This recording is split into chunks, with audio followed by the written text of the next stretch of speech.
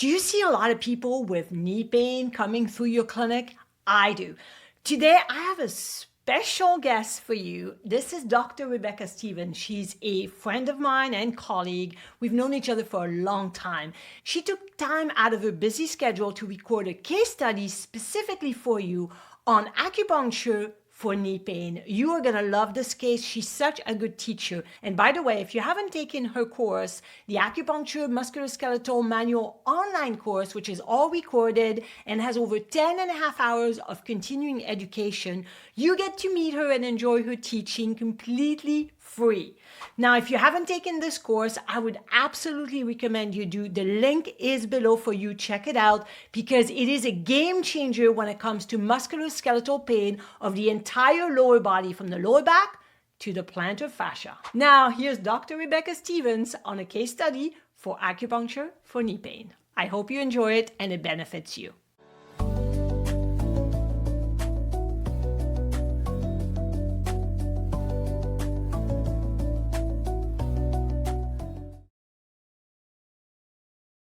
Hello everyone, I'm Rebecca Stevens. I have a case study for you here, and I welcome you to work along with me through it. We will be going through the subjective, objective, diagnostic impressions, and discussion, as well as the treatment options together. So I hope you enjoy it. This case study is to go alongside with the Acupuncturist Musculoskeletal Manual series, and if you haven't checked that out yet, please do. So this is a knee pain case study. 42-year-old male comes into your office with right knee pain for about 2 months.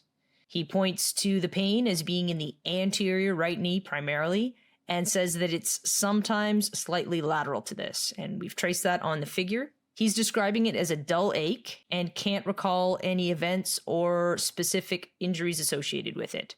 He says he's recently trying to get back in shape after being inactive for some time and has been going to the gym regularly for about 4 months.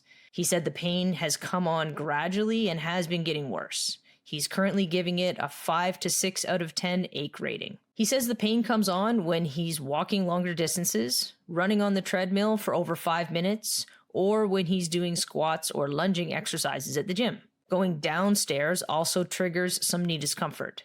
The pain seems to get better with rest and sometimes with stretching, and he occasionally takes ibuprofen, which also helps.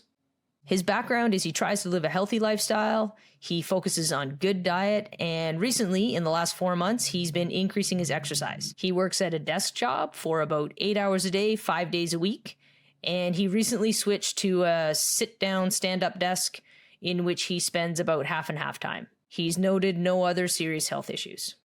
To look at his knee, you don't see any redness or swelling that you can tell, and seems to have a normal gait.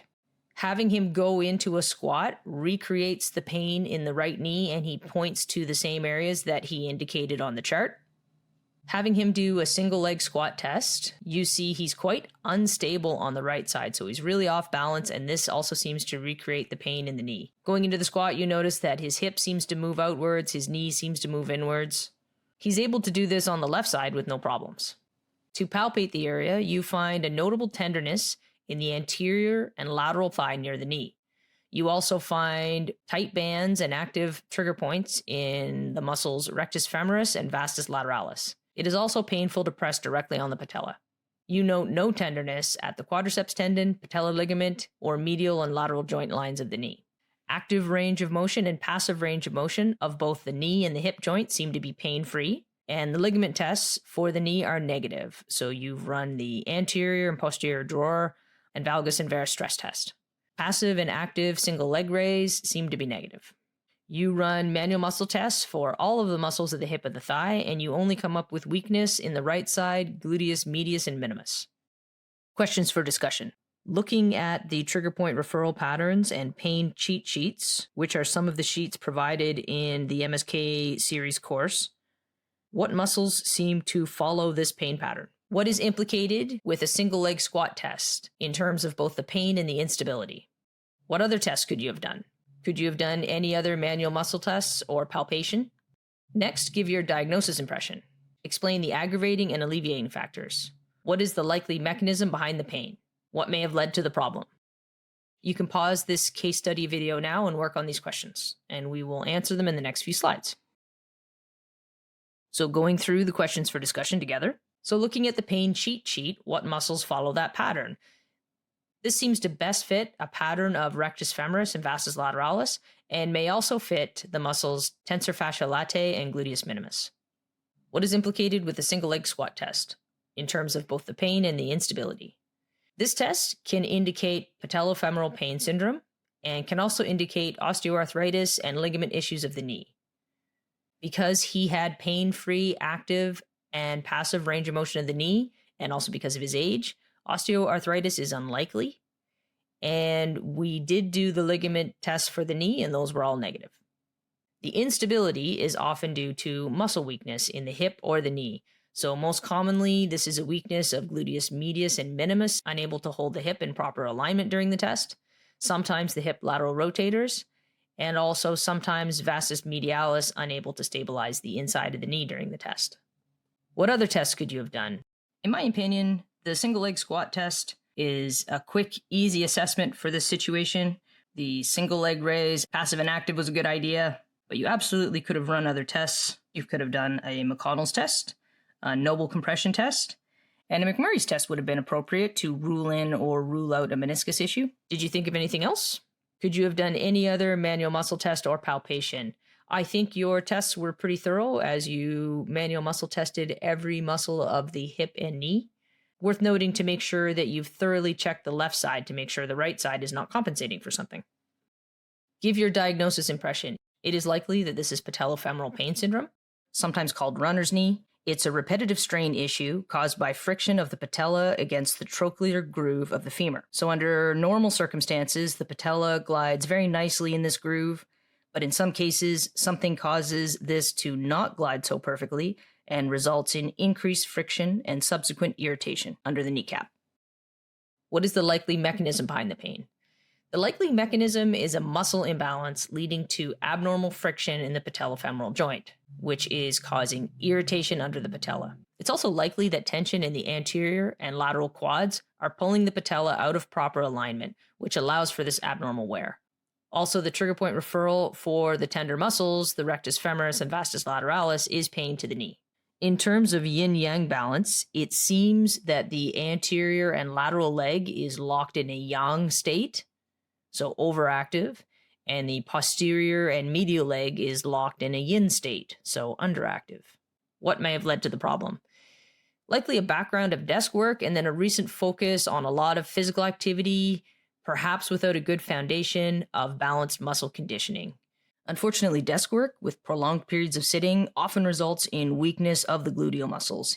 He has a sit-stand desk, but this is a recent change. So he's got a lot of strength in some muscles and not enough strength in other muscles. So it's quite possible that strong quadriceps have dominated physical activity in compensation for weakness in other muscles, namely in the gluteal muscles, which led to tension in the dominating muscles, formation of trigger points, and also caused abnormal joint mechanics. So the abnormal wear and tear of the joint. Explain the aggravating and alleviating factors. This pain seems to be aggravated by activities that increase the noxious friction, the noxious stimuli in the joint, and causes strain on the muscles with the painful trigger points.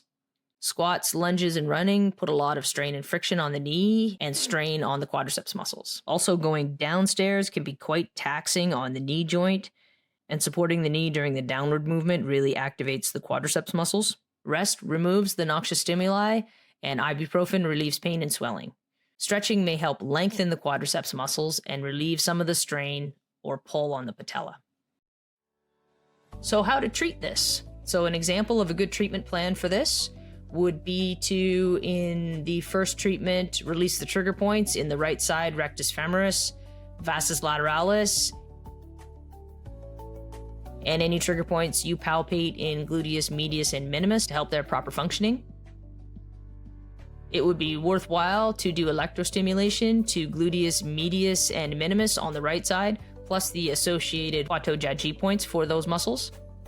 We would add Ashi points along the stomach and gallbladder meridians, which is where the pain resides, and auricular points for knee pain. A nice treatment would include Tuina or Gua Sha to the quadriceps group on the right side, and you could also do a post-treatment table stretch of the quadriceps muscles. So we'd continue on this treatment path for subsequent visits as the patient sees improvements to his symptoms. Likely moving on to treat other muscles such as vastus medialis, which will continue that focus on helping to better stabilize the knee. For aftercare, it is likely that this patient will have to do some stretching, so stretching of the quadriceps namely, and also some strengthening, namely of the gluteal muscles. We would recommend that they would seek targeted exercise and stop doing the squats, lunges, and running for now until the muscle imbalances have been adequately addressed and the symptoms of pain have decreased. That concludes our case study. Hope you enjoyed it.